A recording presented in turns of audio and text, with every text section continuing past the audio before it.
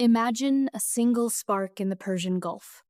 Within hours, the lights begin to flicker in Tokyo, energy prices spike in Berlin, and global shipping routes grind to a sudden halt.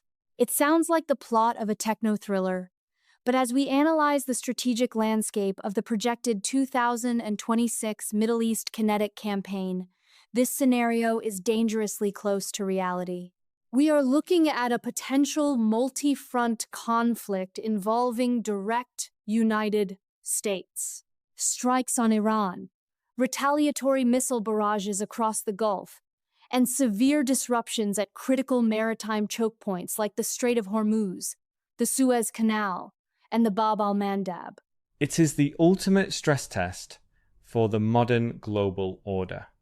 When you look at the sheer scale of the actors involved, from Israel and Jordan to Iraq and the Gulf states, this is not a localized regional conflict.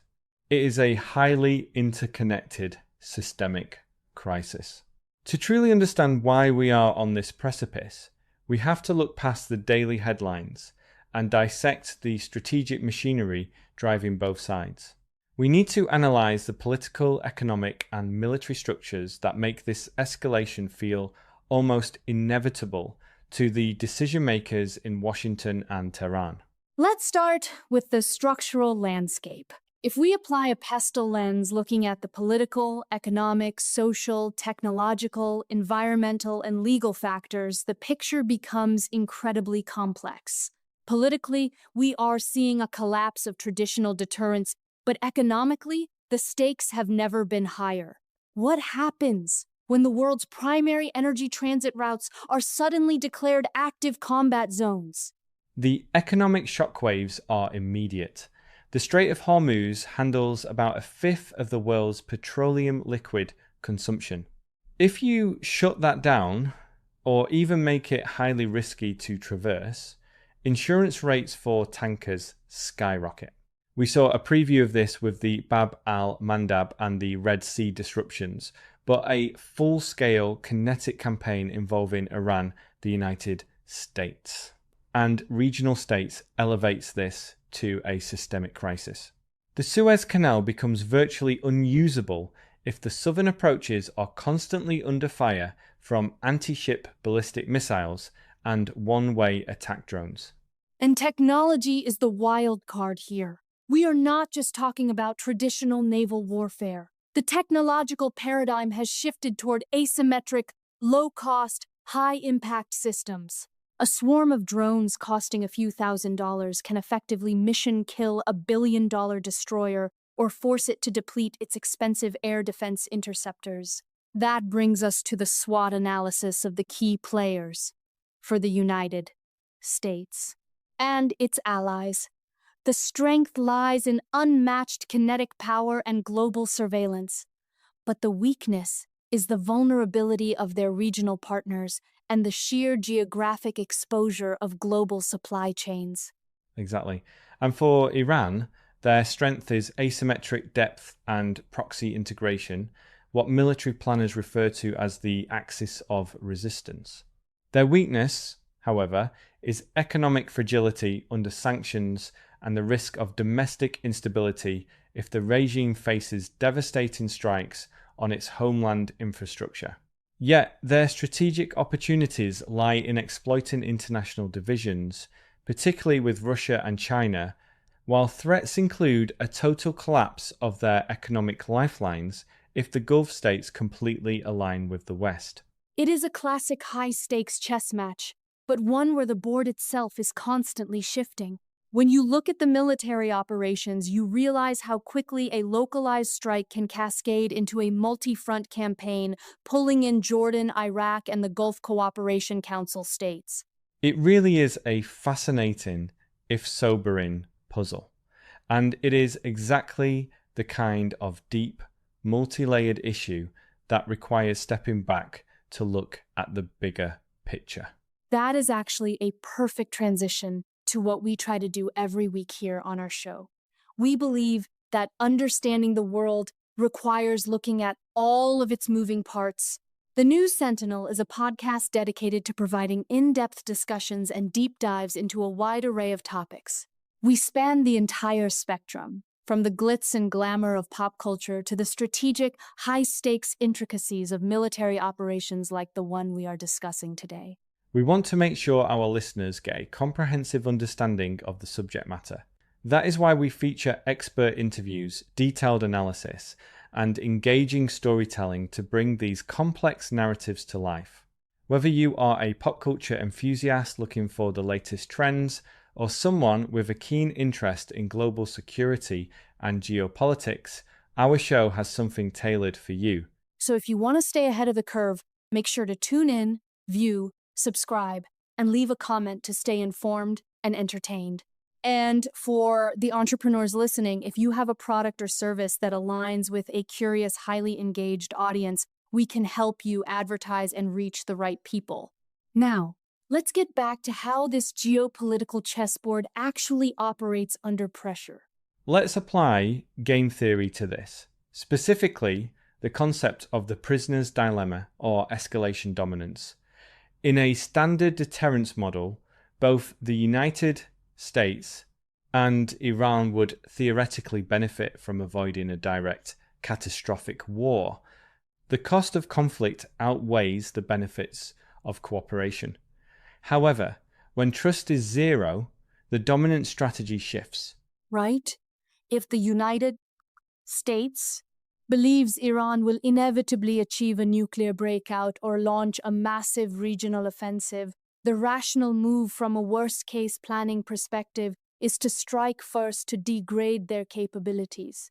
Conversely, if Iran believes a United States or Israeli strike is imminent, their rational move is to preemptively deploy their missile forces and threaten the global economy via the Strait of Hormuz to deter that strike. It is a tragic loop where defensive actions are perceived as offensive preparations. And that is where the Nash equilibrium in this game becomes highly unstable. The equilibrium is not peace. It is a tense, militarized standoff where any miscalculation triggers a rapid slide to the next level of escalation. Once the United States conducts kinetic strikes on Iranian soil, Iran's strategic doctrine dictates a regionalized response. They cannot match the United States in a symmetric platform-on-platform fight. So they lateral the conflict. They target the vulnerability of United States. Allies launching missiles at energy infrastructure in the Gulf, utilizing proxies in Iraq to target United States bases, and using Houthi assets to shut down the Bab al-Mandab. And what about Jordan and Israel?